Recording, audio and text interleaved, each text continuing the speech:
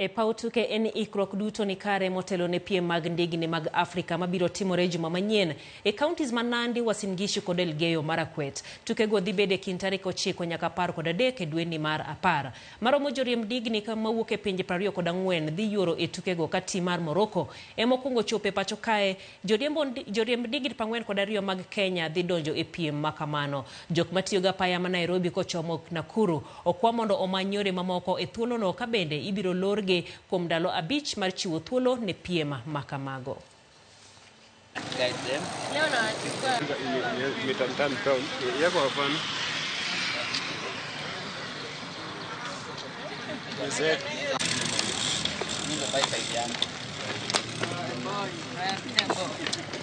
Today we're so excited. We are hosting the Africa Road Cycling Championship, one or the first ever in East Africa and in the country.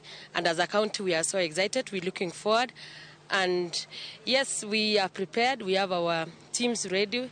Our technical team here is ready. The security, the protocol team, the communication teams are all set up. And we are just in the mood of ensuring that the event becomes a success.